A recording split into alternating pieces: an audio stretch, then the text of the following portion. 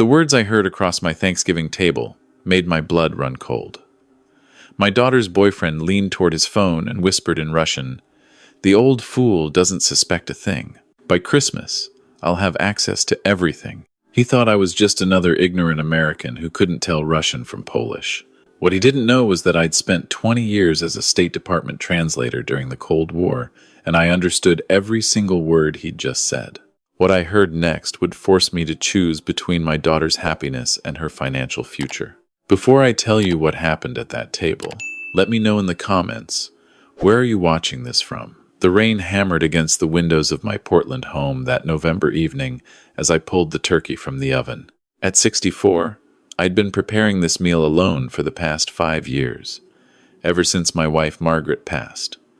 But this Thanksgiving felt different. This Thanksgiving, I was meeting Viktor Petrov, the man my daughter Emma claimed she wanted to marry. Emma had been dating Viktor for 8 months, ever since they'd met at a tech industry mixer in Seattle. She'd moved up there 3 years ago for a software engineering position, and our weekly calls had gradually become monthly, then sporadic. When she finally told me about Viktor, I heard something in her voice I hadn't heard since Margaret died. Hope, real hope. "Dad, he's amazing," she'd gushed over the phone 6 weeks earlier. "He's cultured, successful, and he treats me like I'm the most important person in the world. He's originally from Moscow, but moved here 10 years ago. He works in international finance." I'd felt that familiar protective instinct kick in. "I'd like to meet him. Why don't you both come down for Thanksgiving?" Now, as I heard Emma's Prius pull into my driveway, I wiped my hands on my apron and headed to the door. My daughter stepped out first, looking radiant in a burgundy dress, her dark hair styled in soft waves. Behind her emerged Viktor. He was impressive, I'll give him that. Tall, broad-shouldered, with steel-gray eyes, and the kind of confident posture that spoke of European breeding. His suit probably cost more than my monthly pension. He carried a bottle of expensive vodka and an arrangement of white roses. "Mr. Caldwell," he said, extending his hand with a practiced smile. "Such a pleasure to finally meet you. Emma speaks of you constantly." His English was nearly perfect, just a hint of an accent that most Americans would find charming. "Please, call me Richard," I replied, shaking his hand. His grip was firm, calculated. Come in. Dinner's almost ready." Emma hugged me tightly. "Thanks for having us, Dad. This means everything to me." The meal started wonderfully. Viktor praised every dish, asked thoughtful questions about my career in translation services, which was the cover story I'd always used, and charmed Emma with attentive gestures. He pulled out her chair, refilled her wine before she had to ask, and laughed at all the right moments. "Your father has excellent taste in wine," Viktor said to Emma, studying the label on the Pinot Noir I'd selected. "This is from a very exclusive Oregon vineyard. You must have quite the refined palate, Richard." I smiled modestly. Margaret taught me to appreciate the finer things. She was the real connoisseur in our marriage. "Ah, yes," Emma told me about your late wife. "My condolences. It must have been difficult raising Emma alone." Viktor's expression was perfectly sympathetic, but something about his eyes felt empty, like a painting of sadness rather than the real thing. As I served the pumpkin pie, Viktor excused himself to take a business call. "Apologies," he said, rising from the table. "Moscow markets, you understand. Time zones are cruel." He stepped into my study, leaving the door slightly ajar. Emma and I cleaned up the dishes, chatting about her work, her apartment, her life in Seattle. But my attention kept drifting to the low murmur of Viktor's voice from the other room. After a few minutes, Emma went upstairs to use the bathroom, and I found myself standing in the hallway, close enough to hear. Viktor was speaking rapid Russian now, his tone completely different from the polite warmth he'd shown at dinner, and I understood every syllable. "Listen to me carefully," he said coldly. "The old man is exactly as she described, lonely, trusting, desperate to see his daughter happy. He has no idea. The property alone is worth $3 million, and his investment portfolio is even better. I've seen the documents she gave me." My heart stopped. "Documents? What documents?" Viktor continued. "By New Year's, I'll have the power of attorney paperwork ready. She'll sign anything I ask. She's completely blind to it. Her father is even easier. He practically begged me to call him Richard. These Americans in their informality make everything so simple. I gripped the doorframe, fighting to keep my breathing steady. 20 years of intelligence work had trained me to maintain composure in crisis situations, but this was different. This was my daughter. Yes, yes, Victor said impatiently. I'll handle the proposal next month. She's been dropping hints constantly. Once we're engaged, I can access the trust fund her mother left. The father won't question anything once he sees his daughter happy. By spring, we transfer everything and leave. She won't even realize until it's too late.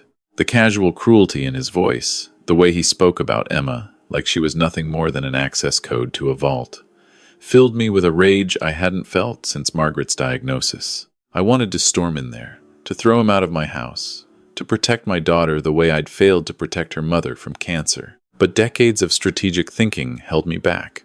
If I confronted him now, he'd simply deny everything. Emma was clearly in love, maybe even showed him private family documents. She'd take his side, think I was being paranoid or prejudiced against him because he was Russian. I'd seen it in the way she looked at him at dinner, the way she defended every little thing he did. I needed proof. Evidence so solid that even Emma's love-blind eyes couldn't deny it. Victor emerged from the study moments later, his charming smile back in place. Sorry about that. Crisis averted. Now, shall we have that vodka I brought? I forced myself to smile back. Of course. Emma's probably wondering where we disappeared to. The rest of the evening crawled by like torture. I laughed at Victor's stories, poured his vodka, acted like the grateful father thrilled his daughter had found such a catch, all while his words echoed in my skull. She won't even realize until it's too late. When they finally left around 10, Emma hugged me at the door. See, Dad? Isn't he wonderful? I know you two are going to be great friends. I held her tighter than usual. He seems very taken with you, sweetheart. He is, she said, pulling back with a radiant smile. Dad, I think he's going to propose soon. Isn't that exciting? My stomach twisted. That would be something. I watched their taillights disappear into the rainy Portland night. Inside, I stood in my empty house, surrounded by the remnants of Thanksgiving dinner, and felt more alone than I had since Margaret's funeral. But I wasn't helpless. Victor had made a critical mistake. He'd underestimated the old fool. Sleep didn't come that night. I lay in bed, staring at the ceiling, replaying Victor's phone conversation word for word. My Russian was flawless after 20 years of translating classified documents, intercepting communications, and attending diplomatic functions where one wrong word could spark an international incident. The language had been my life, my secret weapon, my contribution to winning the Cold War. Now I needed to use it again, not for my country, but for my daughter. By dawn, I'd made my decision. I needed help from someone who'd understand the stakes, someone with resources I no longer had access to. At 8 a.m., I called Marcus Webb. Marcus and I had worked together in the 80s and 90s, back when Soviet intelligence operations were the primary threat to American security. He'd been CIA, I'd been State Department, but our paths crossed frequently enough that we'd developed a mutual respect that survived our retirements. Last I'd heard, Marcus had gone private, doing security consulting for corporations worried about industrial espionage. Richard Caldwell, Marcus's gravelly voice answered after 2 rings. This better be good. I don't hear from you for 3 years, and you call before 9 on Black Friday? I need a favor, Marcus. It's about my daughter. The joking tone vanished. What's wrong? Is she hurt? Not yet. But she's in danger, and I can't prove it without help. I laid out everything. Victor's call, the Russian conversation, the implications about documents and power of attorney, the planned proposal and theft. Marcus was silent for a long moment. You're sure about the Russian? Not misheard or misinterpreted? Marcus, I translated Gorbachev's private correspondence. I think I can handle overhearing a con man's phone call. Fair point. Okay, give me everything you know about this Viktor Petrov. Full name, where he works, any details Emma's mentioned. I've got contacts who can run a deep background check. I spent the next hour providing everything I could remember. Victor worked for something called Meridian International Finance. He drove a black Mercedes. He had an apartment in downtown Seattle. Emma had mentioned he'd been married before, but divorced. No children. "Give me 72 hours, Marcus said. "I'll see what I can dig up. In the meantime, Richard, you need to act normal. If this guy's as calculating as you say, he'll notice any change in your behavior." The next 3 days were agony.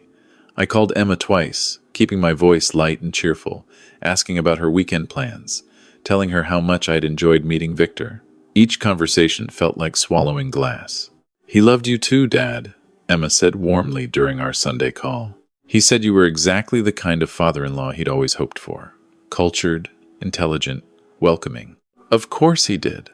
I was the key to everything he wanted. On Monday afternoon, Marcus called back. "Richard, you need to sit down for this." I was already sitting in my study, but I gripped the phone tighter. "Tell me." "Victor Petrov, real name Viktor Dmitrievich Petrov. He's in the U.S. on a work visa, but here's where it gets interesting. Meridian International Finance is a legitimate company, but Victor's position there is essentially junior analyst. Nothing like the senior executive role he's apparently claimed. His salary is decent, but not the high-roller lifestyle he's projecting. So he's living beyond his means. Way beyond. My contacts found he's got significant debt. Credit cards maxed out, a loan on that Mercedes that's 3 months behind. And here's the kicker. He's been married not once, but 3 times. Twice in Russia, once here in the States. All 3 marriages ended within 2 years, and in each case, the ex-wives reported financial irregularities. One filed a police report claiming he'd forged her signature on loan documents. My hands were shaking. Were charges filed? No. She dropped it, probably because he left the country. The pattern's clear, Richard. He finds women with money or access to money, marries them, takes what he can, and disappears before they realize what's happened. Your daughter fits his victim profile perfectly. Single, successful, and based on public property records, she inherited a significant trust from her mother. How did you... I'm thorough. Margaret's estate is public record. Emma received a trust fund worth about $800,000. Plus she's listed as beneficiary on your estate, which is worth considerably more given your real estate holdings and pension. I felt sick. He's done this before, multiple times. And he's gotten away with it multiple times. The question is, how do we stop him this time? I need proof Emma will believe. If I just tell her this, she'll think I'm prejudiced or paranoid. I need him to expose himself. Marcus was quiet for a moment, thinking, "You said he spoke Russian on the phone, thinking you didn't understand. What if we create a situation where he does it again? But this time, we record it. Get him to incriminate himself on tape. Emma would never agree to wear a wire or spy on him. I'm not talking about Emma. I'm talking about you. What if you invited them for Christmas? Played the doting future father-in-law? Maybe even brought up finances, your estate planning, something that would make him think he's winning. We wire your house, and I've got friends who can monitor it. If he makes calls or speaks Russian when he thinks you can't hear, we'll have everything documented." It was risky. If Victor suspected anything, he'd vanish, and I'd lose any chance of protecting Emma. But if I did nothing, she'd sign away her future to a man who saw her as nothing more than a target. "Let's do it," I said. "But Marcus, this has to be airtight. I can't lose my daughter over a failed sting operation." "You won't. Trust me." I called Emma that evening. "Sweetheart, I've been thinking.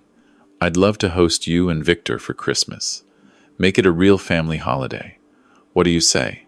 The joy in her voice nearly broke me. "Dad, that would be amazing. Victor was just saying how he misses traditional family celebrations. He'll be so excited." "I bet he will," I thought grimly. The next 3 weeks were a carefully choreographed performance. I called Emma regularly, always asking about Victor, expressing how much I looked forward to seeing them both. I sent Victor a friendly email about investment strategies, mentioning casually that I was reviewing my estate planning with my lawyer. His response was immediate and enthusiastic. "Richard, I'd be happy to discuss financial planning with you over the holidays. I work with high net worth individuals regularly and could offer some insights." The trap was baited. 2 days before Christmas, Marcus's team arrived at my house in an unmarked van. They spent 4 hours installing sophisticated surveillance equipment, microphones in the living room, study, and guest bedroom where Victor and Emma would stay. Cameras were hidden in smoke detectors and picture frames. State of the art, Marcus assured me as he tested the system. We'll be monitoring from a location nearby. If he incriminates himself, we'll have it recorded in crystal clear audio and video. Just act natural, and let him hang himself with his own words. Christmas Eve arrived with fresh snow, unusual for Portland. Emma and Victor drove down in the afternoon, their arms full of wrapped presents. Victor looked relaxed and confident, the picture of a successful young man about to join a wealthy family. "Richard," he exclaimed, embracing me like we were old friends. "Merry Christmas. Thank you so much for including me in your family celebration." We settled into the evening with eggnog and Christmas music. I'd outdone myself with decorations, wanting everything to seem warm and welcoming. Victor played his role perfectly, complimenting everything, helping with dinner preparations, treating Emma like a princess. After dinner, as we sat by the fireplace, I made my move. "Victor, I wanted to thank you for that email about estate planning. I've been thinking about updating my will, especially now that Emma's found someone so capable. Would you mind taking a look at some documents in my study? Get your professional opinion." His eyes lit up briefly before he masked it with professional courtesy. "Of course, Richard. I'd be honored to help." Emma beamed. "See? I told you Dad would appreciate your expertise." In my study, I pulled out a folder I'd prepared, filled with legitimate-looking but essentially meaningless financial statements. Victor studied them carefully, asking intelligent questions, playing the helpful advisor. "This is quite a substantial portfolio," he said, and I caught the hunger behind his professional tone. "With the right management, this could grow considerably. Have you considered setting up a family trust? It would make transferring assets much more efficient." I hadn't thought of that. "Would that be something you could help arrange?" "Absolutely. In fact, after the holidays, I could introduce you to some colleagues who specialize in that exact thing. Very discreet, very efficient. I'll bet they are. Probably the same colleagues who'd helped him drain his previous wives' accounts." We rejoined Emma in the living room, and the evening continued with gift exchanges and more eggnog. Around 10, Emma yawned. "I'm exhausted from the drive. Victor, should we turn in?" "You go ahead, darling," he said, kissing her forehead. "I have a quick call to make to Moscow. Business never sleeps, you know. I'll be up shortly." My heart rate accelerated. This was it. Emma headed upstairs, and Victor excused himself to the study, closing the door. I pretended to clean up in the kitchen, close enough to hear, but not suspiciously so. Within minutes, Victor's voice came through, speaking Russian, low and confident. "Dmitri, listen carefully. It's better than we thought.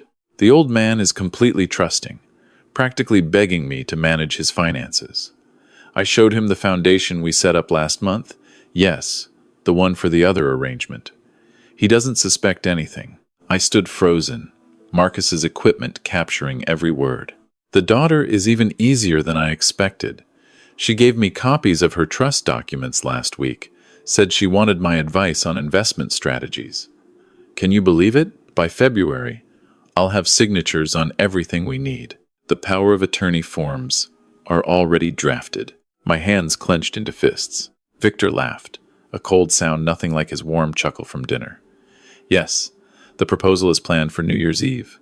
Very romantic, very public. After that, she won't question anything. Americans are so sentimental about engagement rings and wedding plans. It makes them blind." He paused, listening to whoever Dmitri was. "The old man's estate is worth approximately $4.2 million, plus the daughter's trust fund. We'll structure it through the same channels as the Seattle widow last year. By the time they realize what's happened, we'll be in Cyprus. The divorce will be filed from there, and good luck to them trying to recover anything through international courts." Seattle widow. There had been others, recent others. Victor continued, "I need you to have the paperwork ready by January 15th. The notary we used before, the one who doesn't ask questions. And Dmitri, Make sure the accounts in Nicosia are ready to receive transfers. Large ones. When he finally emerged from the study, his face was flushed with triumph. He found me in the kitchen, finishing the dishes. Richard, thank you again for such a wonderful evening. I can't tell you how much it means to be welcomed into a family like this. Emma is so lucky to have a father who cares so much about her future. I looked at this man, this predator who'd targeted my daughter with surgical precision, and I smiled.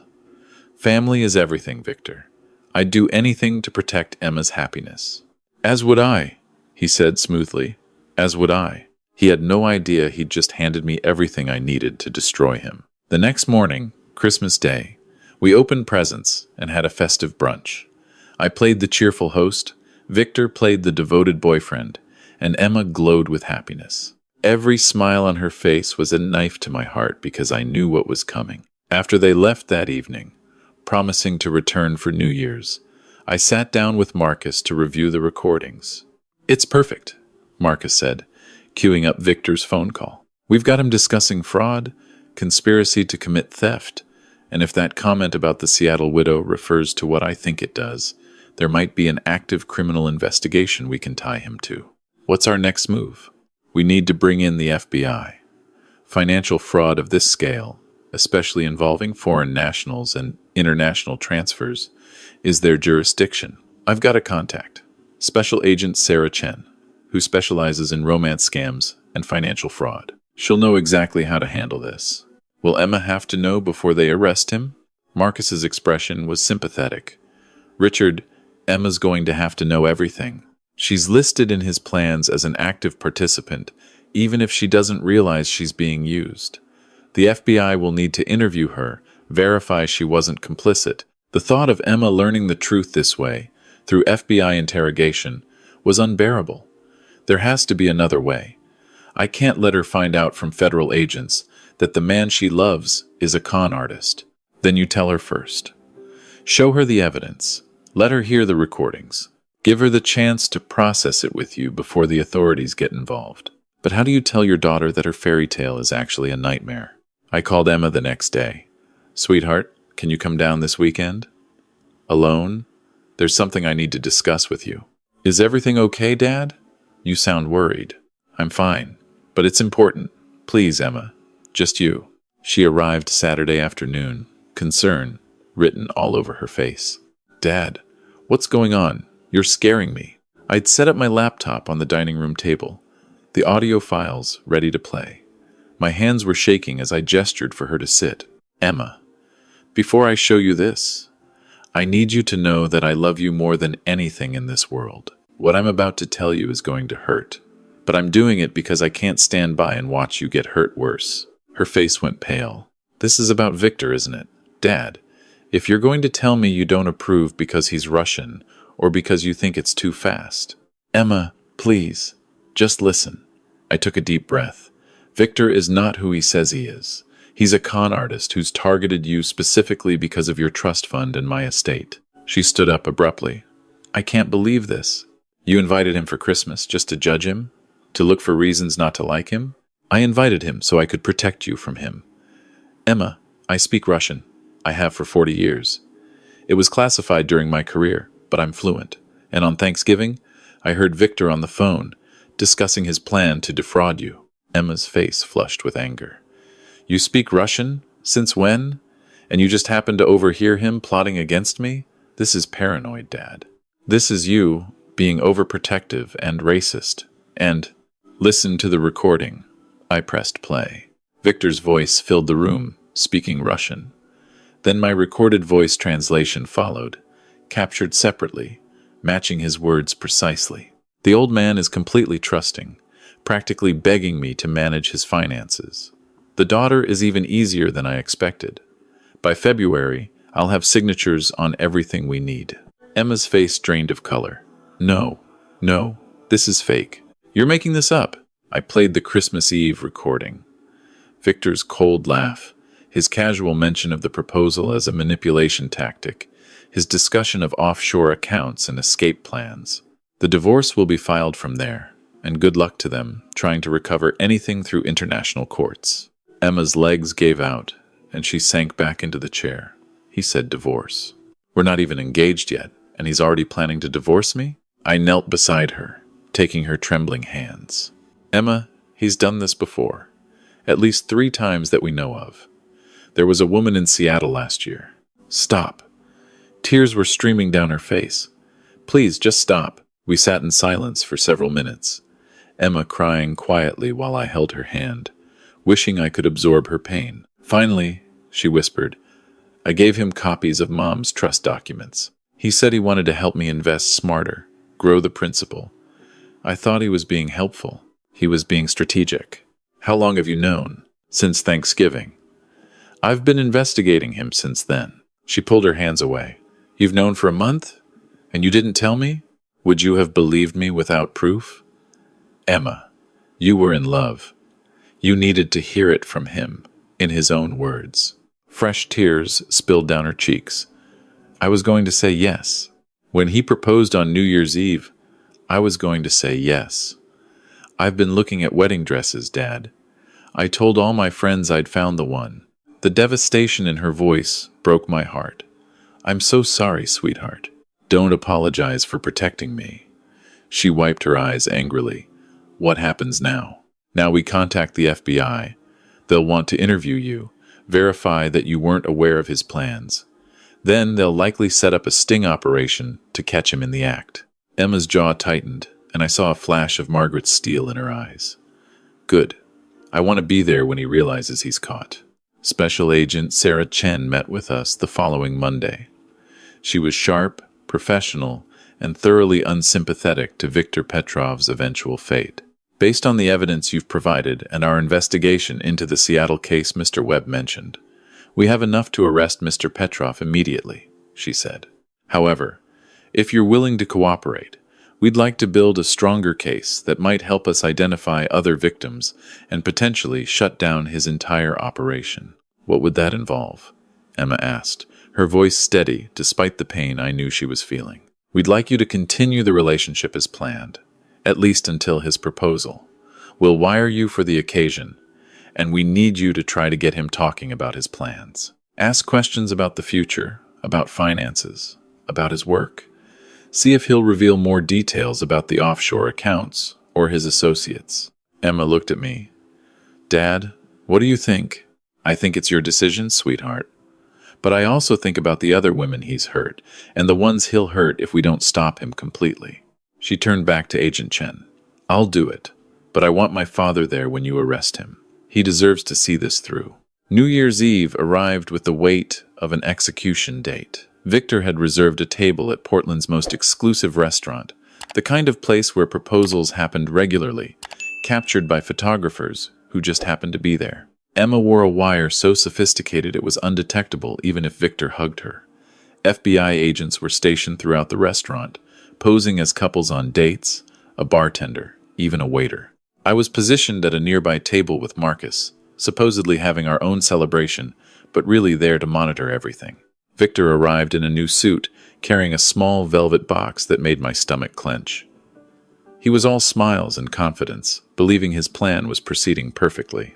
Over champagne and filet mignon, he steered the conversation exactly where the FBI wanted. Emma, darling, I've been thinking about our future, he said, reaching across the table for her hand. After we're married, I'd like to set up a joint account for us, pool our resources, make better investment choices. Your trust fund, combined with my financial expertise, we could really build something substantial. Emma played her role perfectly. That sounds wonderful. Would we need to transfer everything? Or keep separate accounts too? Oh, everything should be together. That's what marriage is, complete trust. In fact, I've already spoken to some colleagues about setting up accounts that would give us more flexibility. International markets, better returns. International? Like where? Cyprus, primarily. Very favorable tax structures. Excellent privacy laws. Don't worry, darling. I'll handle all the details. You won't have to think about any of it. I'll bet she won't, I thought grimly. As dessert arrived, Victor stood up, drawing attention from nearby tables. He pulled out the velvet box and opened it, revealing a substantial diamond ring. Emma Caldwell, he said, his voice carrying across the restaurant, You have made me the happiest man alive. Would you do me the honor of becoming my wife? Every diner in the restaurant turned to watch. A photographer materialized, camera ready. It was perfect theater. Emma looked up at him, and for a moment, I saw genuine pain cross her face. This could have been real. In another world, another life, this could have been the happiest moment of her life. Then her expression hardened. Victor, I have a question first. His smile faltered slightly. Of course, darling. Anything. Is Victor Petrov actually your real name? The color drained from his face. What? Of course it is. What kind of question? And Meridian International Finance. You're really a senior executive there? People were starting to murmur. The photographer lowered his camera. Emma, what is this? Victor's voice had an edge now, the charm cracking. This is me asking if the man proposing to me is the same man who told someone named Dmitri that he'd have signatures on everything by February. The same man planning to transfer my money to Cyprus and file for divorce from there. Victor's face went from pale to flushed. I don't know what you're talking about. Really? Should I switch to Russian? Would that help? Emma's voice was ice. That's when Victor realized he was caught. His eyes darted around the restaurant, looking for exits, and that's when Agent Chen stood up from a nearby table, badge in hand. Victor Petrov, FBI. You're under arrest for conspiracy to commit wire fraud, identity theft, and theft by deception. The restaurant erupted in gasps and whispers. Victor tried to run, but 2 more agents blocked his path. Within seconds, he was in handcuffs, being read his rights, while the diamond ring sat forgotten on the table. As they led him past my table, Victor saw me for the first time. Recognition flashed in his eyes, then confusion. I stood up and said in perfect Russian, You were right about one thing, Victor. Americans can be too trusting, but you forgot we can also be very, very thorough. His face contorted with rage and humiliation as he realized I'd understood everything from the very beginning. Emma walked over to me, tears streaming down her face, but her head held high. I pulled her into my arms as she finally broke down, sobbing against my shoulder while the FBI led Victor away. I'm so sorry, sweetheart, I whispered. I'm so sorry you had to go through that. Don't be sorry, she said, her voice muffled against my jacket. You saved me, Dad. You saved me from making the worst mistake of my life. The aftermath was extensive. Victor was formally charged with multiple counts of fraud, spanning 3 states and 2 countries. His cooperation led to the arrest of his associates, including the mysterious Dmitri, who turned out to be running a sophisticated international romance scam network. Emma had to testify, had to relive the humiliation of being targeted and manipulated. But through it all, she showed the same strength her mother had possessed. 3 months later, we sat together in my study, the same room where Victor had made those fateful phone calls. Dad, I need to ask you something, Emma said. Why didn't you tell me you spoke Russian? All these years, why keep it secret? I sighed, looking at the photo of Margaret on my desk. During the Cold War, my language skills were classified. By the time the wall fell and I retired, it had become such a habit to hide it that I never thought to mention it. And honestly, I never thought I'd need it again. I was wrong, she smiled sadly. I'm glad you were wrong. If you hadn't understood him, I'd be married to that monster right now, probably bankrupt and divorced in some foreign country. You would have figured it out eventually. You're too smart not to. Maybe. But maybe not until it was too late. She reached over and squeezed my hand. Thank you for being paranoid and overprotective, and for using your secret spy skills on my boyfriend. I laughed, the first real laugh I'd had in months. You're welcome, sweetheart. Emma moved back to Portland shortly after the trial, taking a position with a local tech company. She said she wanted to be closer to family, closer to the person who'd proven he'd always have her back. We have dinner together twice a week now, usually at my house where she's learning to cook Margaret's old recipes. She started dating again, cautiously, and she always introduces me early on. If my dad doesn't like you, we're done, she tells them with a smile that isn't entirely joking. I don't abuse that power, but I do listen carefully, and if I ever hear anything suspicious in any language, I won't hesitate to investigate. People ask me sometimes if I regret the way things happened, if I wish I'd handled it differently. The truth is, I'd do it all again, exactly the same way. Being a parent doesn't end when your children become adults. The protective instinct doesn't fade. The responsibility doesn't diminish. If anything, it becomes more complex. You have to protect them from dangers they don't see, while respecting their independence and choices. It's a delicate balance, knowing when to intervene and when to step back.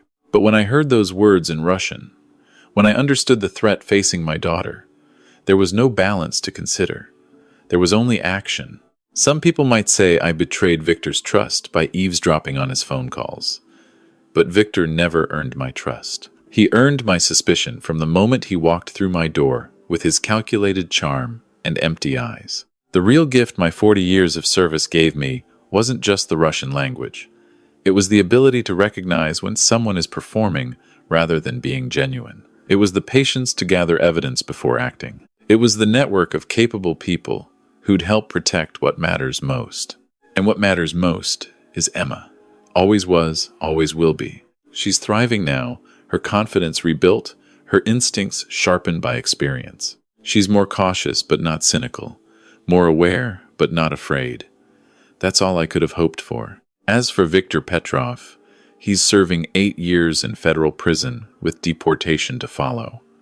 His associates faced similar fates. The FBI estimated they defrauded victims of over $15 million over a decade of operations. I sleep better now, knowing he can't hurt anyone else. And knowing that when it mattered most, when my daughter needed protection from a threat she couldn't see, I was there. I was ready. And I had exactly the skills needed to save her. That old fool didn't understand a thing. No, Victor, I understood everything. That was your fatal mistake. What would you do if you discovered someone you loved was being manipulated? Would you intervene or trust them to figure it out on their own? Share your thoughts in the comments below. And if this story resonated with you, please subscribe to our channel for more true stories about family, protection, and the lengths we'll go to for the people we love.